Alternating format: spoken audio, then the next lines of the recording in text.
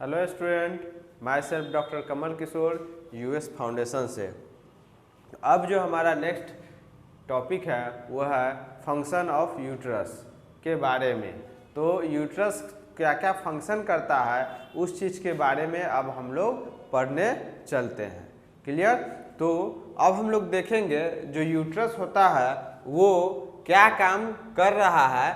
तो मेनली क्या काम करता है? Menstrual cycle, fertilization and child bearing का काम करता है। तो इसी चीज को हम लोग लिखते हैं the uterus perform important function into reproductive cycle. जो रिप्रोडक्टिव साइकिल होता है उसमें यूट्रस का एक बहुत ही बड़ा इम्पॉर्टेंट रोल होता है, जिस चीज़ के बारे में हम लोग अभी जानेंगे। जिसमें पहला रोल है वो है मेंस्ट्रुएशन, दूसरा है फर्टिलाइजेशन एंड तीसरा हो गया child bearing. Clear? Menstruation, fertilization and lastly child bearing का ये तीन जो फंक्शन है ये यूट्रस के माध्यम से ही कंप्लीट होता है। अब इस चीज में हम लोग देखते हैं कि जो मेंस्ट्रुएशन रहता है वो कैसे ये यूट्रस कराता है।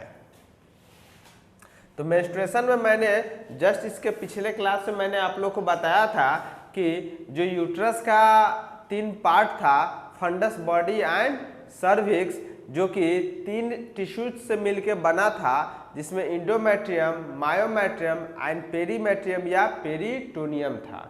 जिसे मैंने इंडोमेट्रियम में आप लोगों को बताया था कि ये जो इंडोमेट्रियम होता है यही वाल 28 डेज जो मेंस्ट्रुएशन साइकिल का एक पीरियड होता है उस पीरियड पे टूटता है और बाहर की तरफ निकलता है। क्लियर? तो उसी चीज के बारे में मैं यहाँ बता रहा हूँ कि जो मेंस्ट्रुअल साइकिल होता है वो क्या होता है? In normal cycle endometrium lining क्या होता है? जो नॉर्मल साइकिल होता है उस नॉर्मल मेंस्ट्रुएशन साइकिल में जो इंडोमेट्रियम का लाइनिंग रहेगा क्या होता है? Of the uterus goes through the process called vascularisation. ठीक है? इस प्रोसेस के माध्यम से उसके अंदर का जो भी सब्सटेंस रहेगा वो सारा टूट करके बाहर की तरफ आने लगता है। Vascularisation during which tiny blood vessels proliferate क्या होता है? उसमें जो पतला पतला blood vessels that means capillaries जो रहता है प्रोलिफरेट करता है, leaving the lining thicker and rich with blood in the event of egg released. ठीक है? क्या करता है? ये जो कैपिलरीज होता है वहां से ब्लड को रिलीज करता है और उसके ऊपर का जो लेयर होता है वो टूटता है और उसके साथ ही साथ क्या होता है? एक अंडा जो ओवम रहता है, ओवम उसके साथ बाहर निकलता है। During this cycle is fertilised.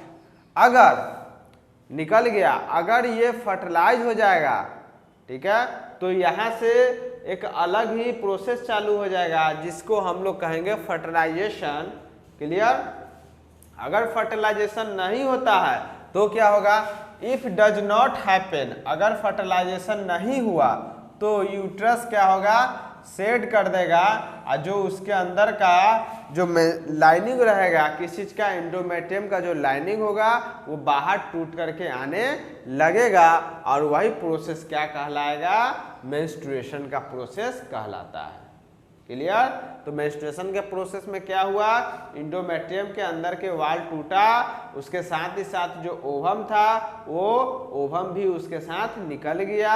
जो ओवम था वो अनफर्टिलाइज्ड ओवम था, फर्टिलाइज नहीं हुआ था। लेकिन अगर फर्टिलाइज हो जाता है तो मेंस्ट्रुएशन अकर नहीं होगा, मेंस्ट्रुएशन नहीं आएगा, वो अलग ही एक नाम हो जाएगा जिसको हम लोग कहेंगे फर्टिलाइजेशन, उसके बाद कंसेप्शन। क्लियर? ये हो गया मेंस्ट्रुएशन। अब हम लोग देखते हैं फर्टिलाइजेशन के बारे में। तो फर्टिलाइजेशन के बारे में क्या कहता है? इन ओव्यूलेशन टाइम, जब मेंस्ट्रुएशन टाइम का जो पीरियड होता है या वो 28 दिन रहे या 30 दिन का रहे, तो जो ओव्यूलेशन का टाइम होता है जो मेंस्ट्रुएशन पीरियड के सेंटर डे जो होता है, बीच के दिन, उसको ओवुलेशन का टाइम माना जाता है। तो जो ओवुलेशन का टाइम होगा उसी के बारे में है। In ovulation time ovum wait for a sperm. जो ओवम निकला हुआ रहता है ओवरी से जो ओवम निकलता है वो स्पर्म का इंतजार करता है। कहाँ पर इंतजार करेगा?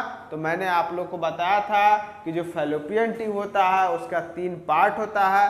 उसी तीसरे पार्ट के 3 पार्ट होता है, जिसमें जो सेंटर का पार्ट होता है, सेकेंड पार्ट, वो बीच वही पार्ट में ये जाकर के वेट करता है। तो ovulation time wait for a sperm for fertilization, किस चीज के लिए आप वेट करता है? फर्टिलाइजेशन के लिए वो ओवम वहां पर या उसका वेट करता है। अगर क्या कहता है, फर्टिलाइजेशन हो गया, ठीक है, तो क्या होगा? इसी फर्टिलाइजेशन का दूसरा नाम हम कंसेप्शन भी कह सकते हैं या कहा जाता है। If conception occurs the fertilized egg borne into the endometrium from which the maternal portion of the placenta develop। क्या कहता है ये फर्टिलाइजेशन?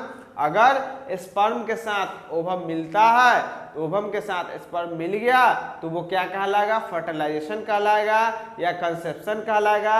जैसे ही लेडी जो होती है कंसीव कर जाएगी, उसके बाद क्या होगा कि जो भी वहाँ जो अंडा था, ओवम था, वो आगे की तरफ जाएगा और इंडोमेट्रियम के वाल में धंस जाएगा। जैसे ही वो धंसेगा तो मैटरनल पोर्शन से क्या होगा? प्लेसेंटा का डेवलपमेंट चालू हो जाता है। जो प्लेसेंटा रहेगा उसका डेवलपमेंट चालू हो जाएगा। तो ये रहा हमारा फर्टिलाइजेशन। पहले में हम लोगों ने देखे क्या कि मेंस्ट्रुएशन हुआ, उसके बाद ओवम आया, ओवम फर्टिलाइज नहीं हुआ, इस चलते वो फिर से मेंस चालू हो गया। दूसरे में हम लोगों ने देखा ओवम आया, अंडा फर्टिलाइज हो गया, तो ये फर्टिलाइजेशन का प्रोसेस चालू हो गया। अब तीसरे में देखते हैं जो प्लेसेंटा डेवलप होता है, वो डेवलप होने के बाद चालू हो जाता है चाइल्ड का बियरिंग, यानी कि प्रेगनेंसी के ट्रांस, ठीक है, प्रेगनेंसी का एक पीरियड जिसको हम लोग कहते हैं ट्राइमेस्टर के नाम से भी जानते हैं। क्लियर? तो ये जो ट्राइमेस्टर होता है इसमें क्या होगा? After fertilisation occur uterus grow and develop foetus in, ठीक है, जो यूट्रस होगा वो अपने अंदर फीटस को डेवलप करेगा और उसका डेवलपमेंट कराएगा। After 9 month of duration a child become come, ठीक है, यूट्रस के जो 9 मंथ के बाद जो डेवलपमेंट हुआ उसके अंदर एक फर्टिलाइज्ड एग का वो 9 महीने के बाद एक बच्चे के रूप में इस दुनिया में आता है। ये कराता है कौन? तो ये यूट्रस के अंदर ही सारा फंक्शन होता है। तो ये क्लियर हुआ? यूट्रस के फंक्शन में हो गया menstruation, fertilization and child bearing, या इससे दूसरे भाषा में आप लोग कह सकते हैं डेवलपमेंट ऑफ फीटस। तो इस चीज को आप लोग नोट कर ले और याद कर ले।